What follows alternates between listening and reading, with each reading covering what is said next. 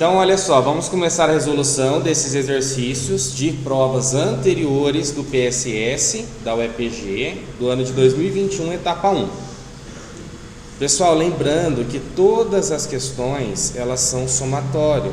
Então, todas podem estar corretas? Podem. Eu posso ter apenas uma correta, ou duas, ou três. A ideia sempre é, nunca seja ambicioso, nunca seja guloso. Porque se você, imagina que tem 3 alternativas corretas, você marcou 2 corretas e uma errada, você zera inteiro.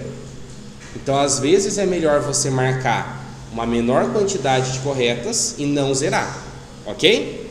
Então, vamos lá. O primeiro exercício, ele diz o seguinte: analisando o fenômeno do movimento no âmbito da mecânica, assinale o que for correto.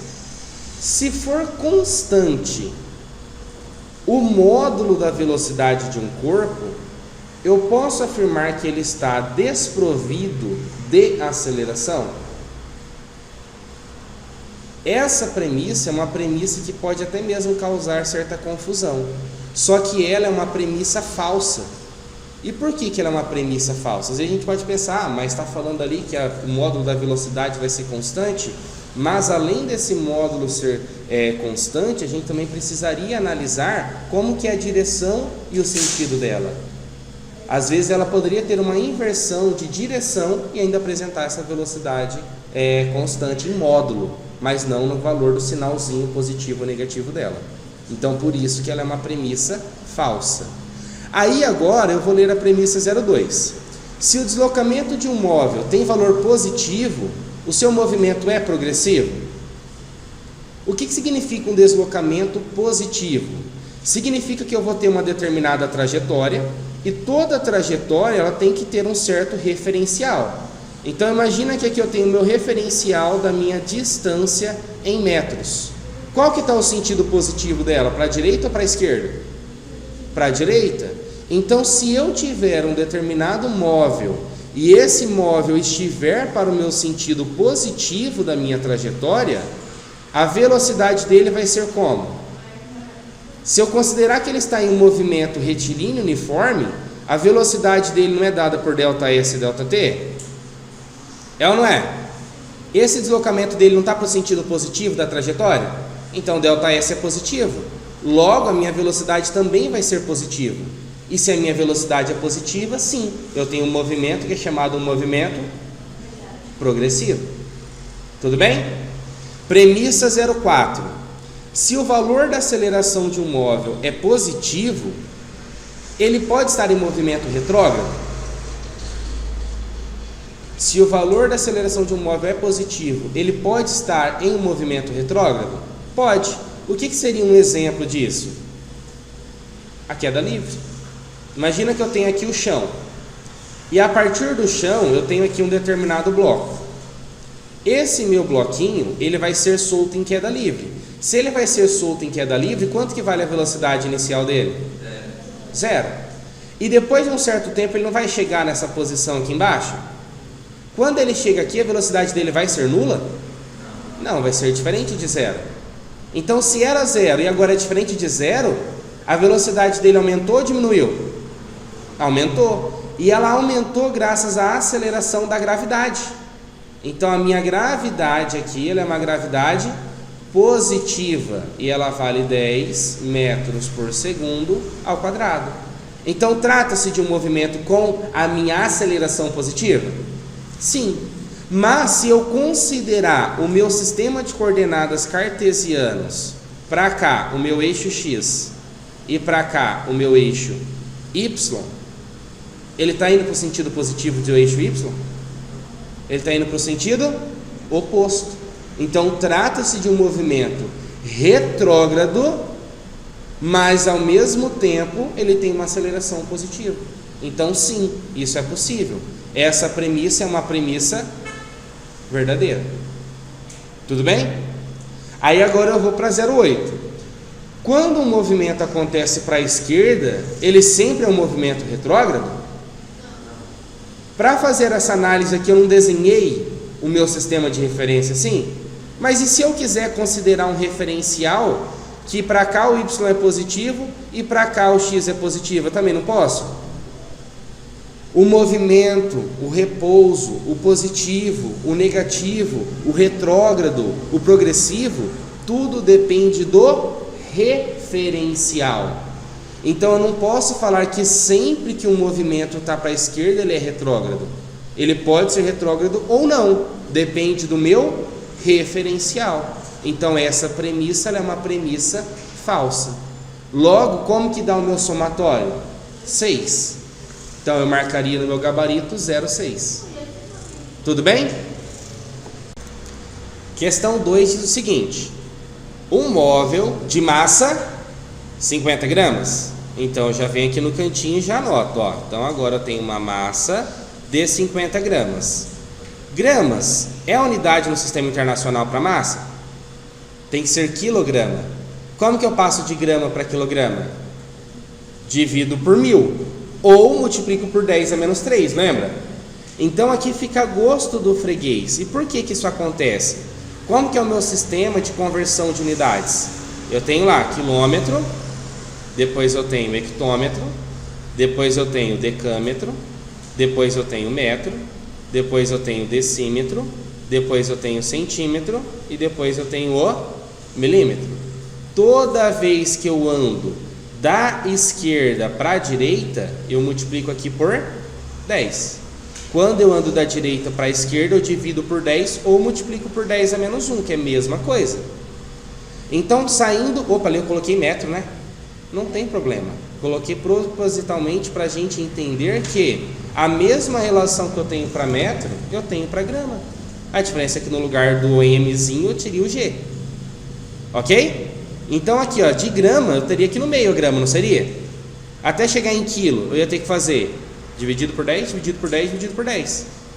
Dividir por 10 3 vezes é a mesma coisa que dividir por 1000. Ou 10 a menos 1, 10 a menos 2, 10 a menos 3. Então eu posso escrever isso como sendo 50 vezes 10 a menos 3 quilogramas. Ou quem prefere trabalhar com o número decimal, dividir 50 por 1000, não tem que andar 3 casas com a vírgula para a esquerda? Então eu ia andar 1, 2, para andar mais uma, 0,05 quilogramas. A vírgula não estava aqui onde tinha o 0? Então andei 1, 2, 3 casas. Qualquer uma dessas formas está correto. Tudo bem? Então vamos continuar. Aí fala que tem um raio nesse movimento circular. Quanto que vale esse raio? 10 metros. Metros já é no sistema internacional? Tudo bonitinho. E eu tenho um período. O que é período no movimento circular? Não é o tesão? O tempo que demora para dar uma volta completa? Então o período ele é igual a 2 segundos. A respeito desse movimento, assinale o que for correto. Pessoal, perceba como que algumas são muito fáceis, que é para realmente ajudar para você não zerar. Olha a primeira premissa. A frequência é 0,5. Se eu tenho período, o que é a minha frequência? A frequência não é o inverso do período? É ou não é? Então, se a minha frequência é o inverso do período, olha como que eu posso escrever. Frequência é 1 dividido pelo período. Vamos lá, quanto que vale o período? Quanto que é 1 dividido por 2? Pronto, minha frequência é de 0,5. No sistema internacional, RPS, que é a mesma coisa que Hertz. Essa premissa é verdadeira? Pronto, já acertei uma. E fácil pra caramba. Aí agora eu vou para as 2, ó. A força centrípeta que age sobre essa massa vale 45 newtons? Eita, agora complicou. Vou pegar um espaço maior aqui para a gente resolver. Deixa eu só roubar aqui e apagar essa 23.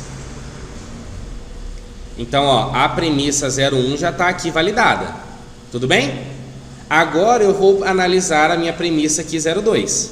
Ele está falando de uma força chamada força centrípeta. Vamos lá, pela segunda lei de Newton, o que é força? É a massa vezes a aceleração.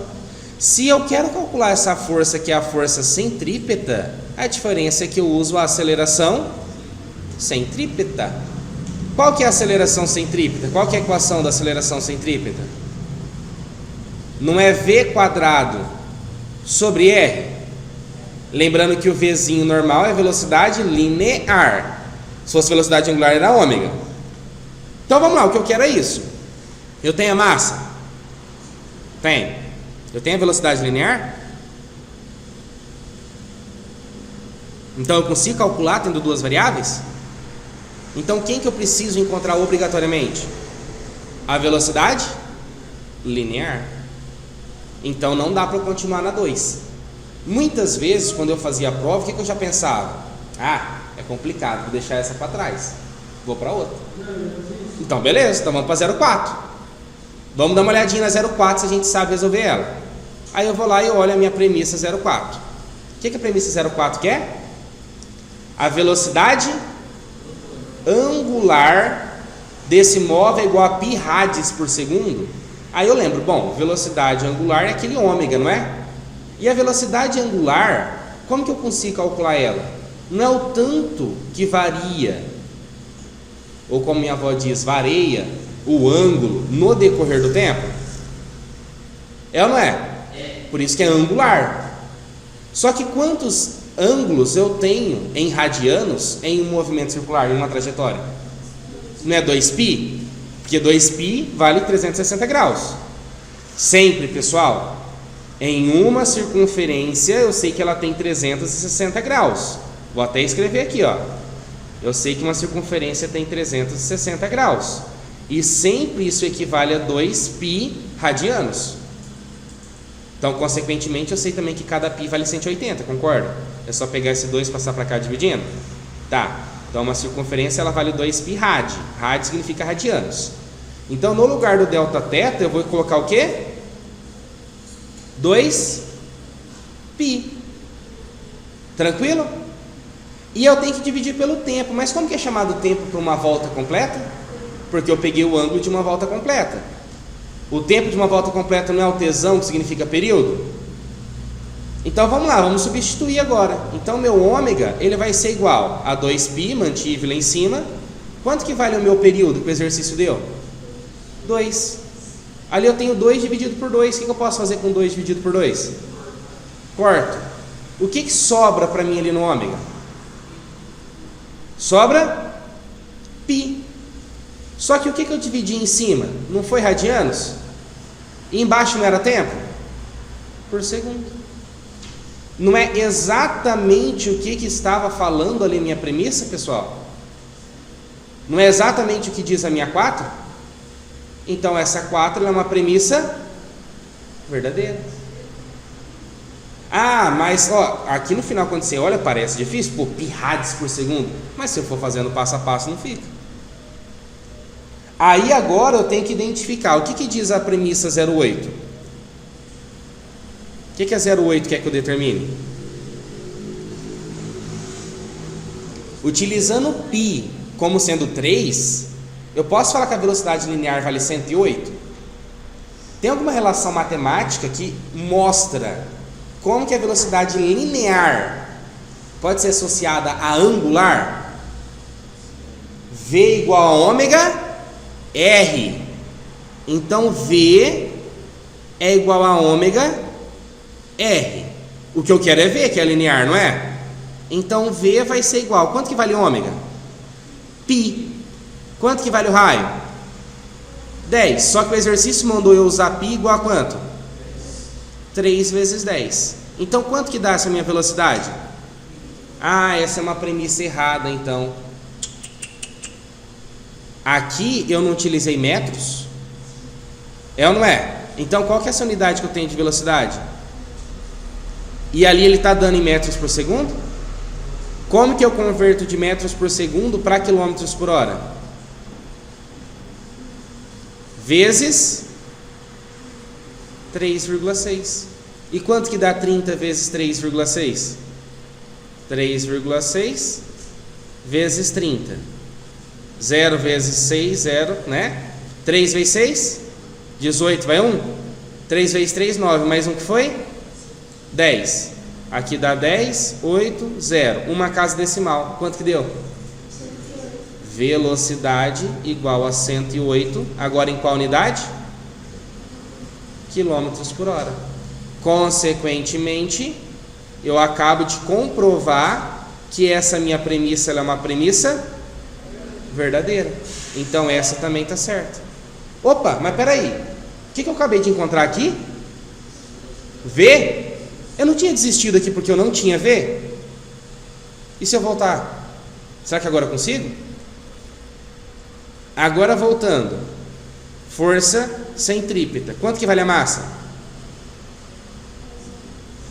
Vou usar em notação científica para a gente já treinar. É isso aqui, não é? Quanto que vale a velocidade no sistema internacional? 30. E isso está ao quadrado dividido pelo raio que é 10. Força centrípeta igual a 50. Aqui, pessoal, vou facilitar minha vida. 10 a menos 3 não é dividido por 1000? Lembra que foi o que a gente fez aqui em cima? Então, ao invés de escrever 50 vezes 10 a menos 3, vou colocar dividido por 1000. Tudo bem? Lembrando que quem quiser usar o 0,05 também pode, vai dar a mesma resposta. Quantos que é 30 ao quadrado? E aqui dividido por 10. Olha só o que eu posso fazer. Por que eu coloquei o 1000 ali embaixo? Quantos zeros eu tenho aqui? Olha só. Cortei 3 com 3. O que sobra para mim ali em cima? Força centrípeta é igual 5 vezes 9. E embaixo sobrou 10. Quanto está dando minha força centrípeta? 4,5 newtons. É a resposta que foi dada pelo exercício? Olha que beleza. Então quem desistiu deu sorte. Porque essa realmente é uma premissa falsa. Como que fica o nosso somatório? 8, 4 e 1. 8 com 4, 12. Mais 1, 13. Faz o L. Bonito?